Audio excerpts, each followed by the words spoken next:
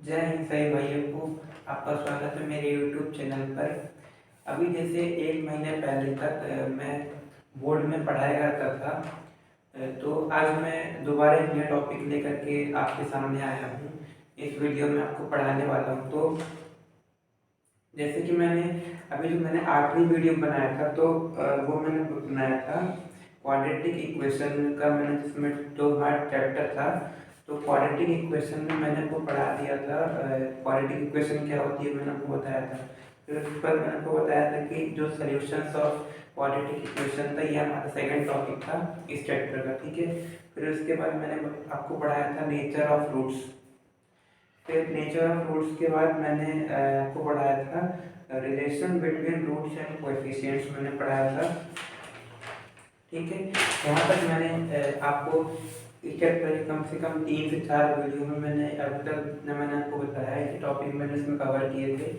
तो आज इस चैप्टर का मतलब आखिरी टॉपिक है ये। तो इसको पढ़ाने वाला हूँ मैं बोर्ड में। तो इसके बाद फिर हम क्या करेंगे कि जो मेरे आने वाले वीडियो होंगे इस टॉपिक से रिलेटेड, तो मैं इस चैप्टर से जितने टॉपिक मैंने आपको पढ़ा दिए हैं, तो उन सभी के ऊपर उनके जो क्वेश्चंस आते हैं एग्जाम में, यानी कि जो आर्मी का जो पेपर आता है जीडी का, जीडी बोल सकते हैं, या फिर जो एनए नर्सिंग असिस्टेंट, तो उसमें जो मैथ आती है, तो वो उसमें जो क्वेश्चंस आते हैं एमसीक्यू वाले, तो उसमें क्वेश्चंस किस तरह के आते हैं, तो उन्हीं क्वेश्चंस को हम अपने आने वाले क्लास में डिस्कस करेंगे। तो अभी हम वीडियो को स्टार्ट करते हैं।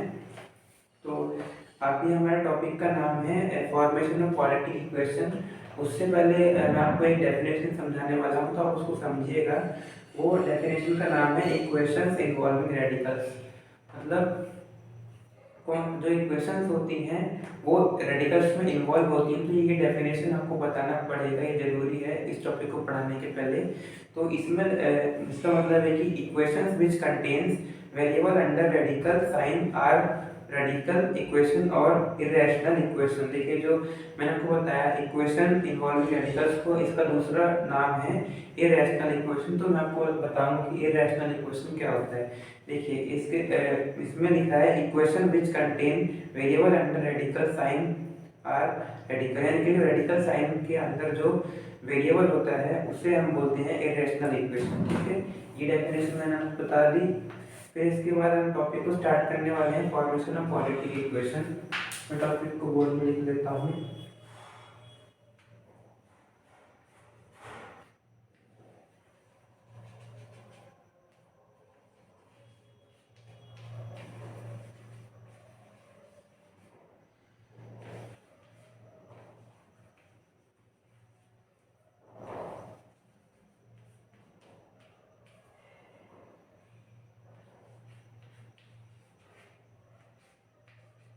जैसे कि मैंने टॉपिक बोर्ड में लिख लिया है formation of a quadratic equation. तो इसमें देखिए, इसमें क्या लिखा हुआ है कि quadratic equation whose roots are alpha and beta. जैसे कि मैंने आपको पिछली क्लासेस में बताया था, यहाँ पे मैंने आपको 2 रूट्स के बारे में बताए थे, एक था अल्फा और एक बीटा। ठीक है। तो इसमें रिलेटेड है टॉपिक के वाला। तो इसमें लिखा हुआ है quadratic equation whose roots are alpha and beta, यानी कि वो क्वाड्रेटिक इक्वेशन जिनके रूट्स हैं अल्फा और बीटा इज गिवन बाई, जो कि अभी मैंने आपको बोर्ड में लिख रहा हूँ कि वो किस तरह से इसमें दिए हुए हैं। तो इसमें दिए हुए हैं, सबसे पहले है एक्स का स्क्वायर, फिर माइनस, फिर ब्रैकेट के अंदर अल्फा प्लस बीटा, फिर एक्स प्लस अल्फा और बीटा, और फिर इज इक्वल टू में है 0। यहाँ पे अल्फा और बीटा जो क्वाड्रेटिक इक्वेशन दिए हुए, जो रूट्स दिए हुए थे, उसमें जो मैंने आपको लिखी है इस फॉर्म में इक्वेशन है। फिर quadratic equation with given roots, यहाँ पे क्वाड्रेटिक इक्वेशन में जो रूट्स दिए हुए हैं वो मैं लिख रहा हूँ। तो वो है एक्स स्क्वायर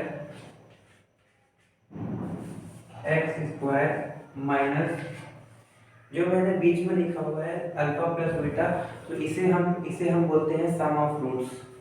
और फिर जो मैंने लिखा है ये अल्फा मल्टीप्लाई बाय बीटा, इसे हम बोलते हैं प्रोडक्ट ऑफ रूट्स। इसे इसे हमें ऐसे हमें मतलब समझना होगा, ये जरूरी है। कभी कभी क्या होता है एग्जाम में क्वेश्चन ये भी आ जाता है कि अल्फा प्लस बीटा और ये अल्फा बीटा, मतलब इन दोनों में शायद 4 ऑप्शन आ जाते हैं। इसमें पहला ऑप्शन में ये होगा कि ये प्रोडक्ट ऑफ रूट्स है, या फिर ये सम ऑफ रूट्स है, ये सम ऑफ रूट्स। तो फिर हमें इसमें कंफ्यूजन हो जाएगा और फिर हमें ये समझ नहीं आ पाएगा। इसीलिए हमें जब हम टॉपिक को पढ़ रहे हैं तो लगातार साथ साथ इसको समझते चलें, तो हमें समझने में आसानी होगी और हम भूलेंगे भी नहीं। तो ये है सम ऑफ रूट्स।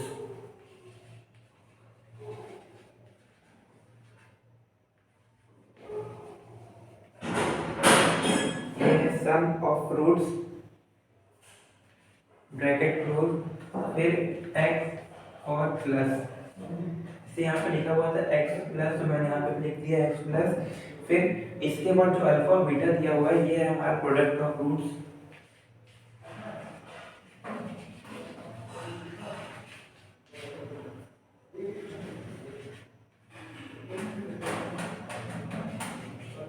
ये है प्रोडक्ट ऑफ रूट्स, ठीक है। फिर ये 0 हमने लिख दिया है। अब क्या है कि जो मैंने लिखा है इसे हम और अच्छे से समझने के लिए मैंने एक एग्जांपल लिया है, जिससे आपको और अच्छे से ये टॉपिक समझ में आ जाए, ठीक है। तो इसमें एग्जांपल है, एग्जांपल अभी देखते हैं। एग्जांपल है if 4, 5 are roots of an equation, मतलब 4, 5 जो है, ठीक है, वो एक इक्वेशन के रूट्स हैं, ठीक है, हम इसमें दिए हुए हैं। देन इक्वेशन, तो अब इसमें इक्वेशन क्या होगी वो हम इसमें लिखना है, ठीक है।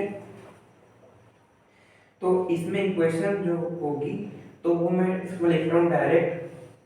तो इसमें इक्वेशन होगी जैसे कि मैंने आप लिखा है, इसी से थोड़ा मिलता जुलता है, जैसे मैं आपको लिख के बताता हूँ। इसमें इक्वेशन हमारी बनेगी x का स्क्वायर माइनस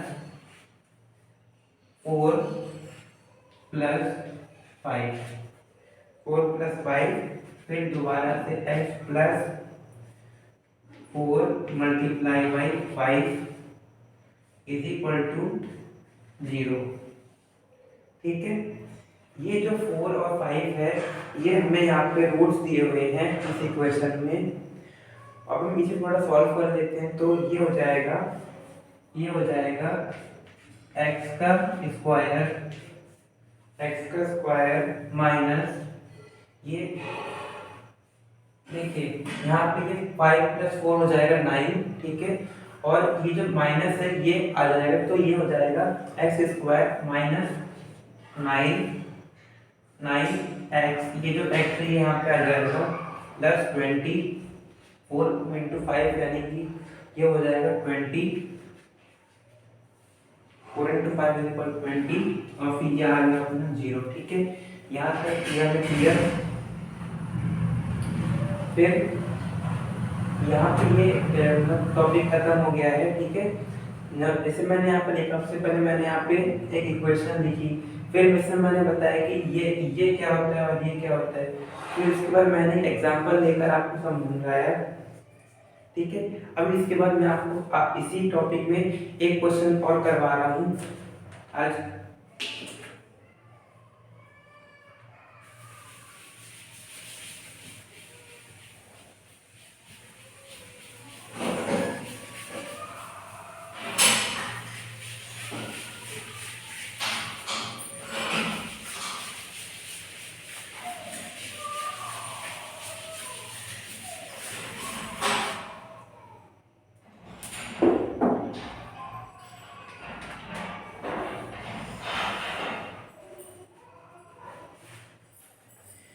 इसमें हम एक क्वेश्चन करेंगे,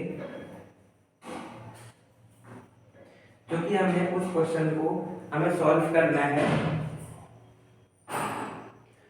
तो मैं क्वेश्चन को बोर्ड में लिख लेता हूँ।